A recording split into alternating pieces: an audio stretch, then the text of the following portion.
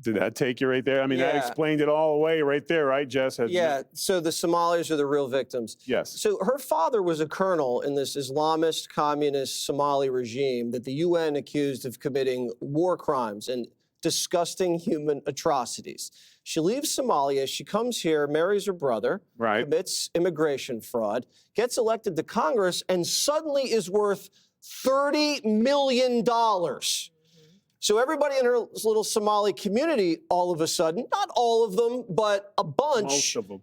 steal $1 billion from American taxpayers. And then they buy nice cars and they fund her campaign. And then they get caught. And she says, no one's more upset about the fraud than us Somalis. Right. And that we're the real victims. Meanwhile, a lot of these people are on food stamps. They don't have a high school education. They can barely speak English. And all Stephen Miller says is you got to assimilate and you can't be a public charge. And she calls him a Nazi. And he's Jewish. She can't even get that right. But they don't have to, Dana.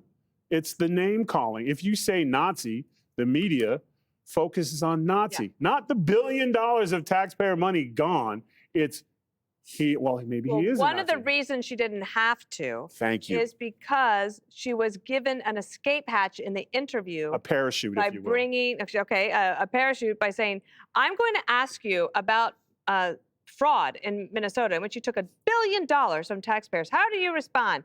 And also let me add Stephen Miller into this so that you can get out of it.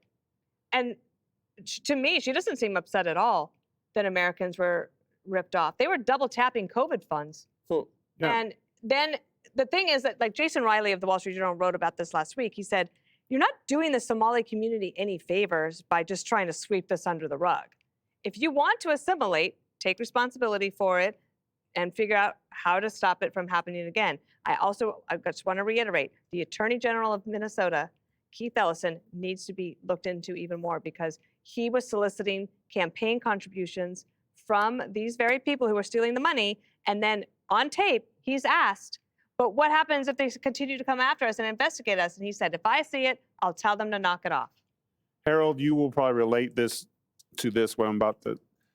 When we see, in our example, when we see a high-profile brother do something terrible, we are usually the most upset at the individual because you make us all look bad when you do things like this. Here's a situation where she's in leadership. She's probably the most popular, recognizable person representing her cultural group, and there's $1 billion scandal. Shouldn't she be the one leading the charge? Yes. Because you're making us all look bad. She listed off all those groups, Irish, this. Guess what? They would police their own. They did police their own. That's why they were assimilated to this country and no longer are called little groups. We're talking a little bit in break. I think that that making assumptions about, I'd take it a step further. I think your question is right. I agree with you. I share that view, and whenever that is the case, I often feel that way. But at the same time, I also think it's unfair for people to assume that because you are of that group, that you somehow or another are more prone to do things that person may have done. If this is an instance of that, that's one thing. I didn't like her answer. I didn't think it was necessary to invoke Stephen Miller in the answer. I think the answer stands on its own if there's nothing there. And her point was if this is indeed something, then our law enforcement in America should find this out and get to the bottom of it. And there's insinuation that it's hard to imagine how she couldn't have known about these things. If that's the case, then let the investigation fall where the investigation may fall. But I just wish she hadn't invoked her feelings about Stephen Miller. Indeed, obviously she's shared them, but I don't see the connection between the issue here and Stephen Miller's comments about immigration. He has some strong positions that I disagree with, but it doesn't really have any relationship to the story. Well, even let's just say, for argument's sake, let's say that he is a card-carrying Nazi. What does that have to do with the evidence that's coming forward? So the Nazis are telling on you? I would expect a Nazi to tell on me if I was doing illegal stuff. That would be the one group that I'd be like, who told on me? The Nazis makes figures, figures. Stephen Miller is Jewish, but yet he's a card-carrying Nazi. Yeah. That's what she wants us to believe. Look, this is a shocking proposition to the left, but you are allowed to make an argument against Trump or anyone in his administration without leveling a Nazi, white supremacist, Hitler comparison. It's sad that we're at a point where this is common discourse. Every day we cover a Nazi comparison.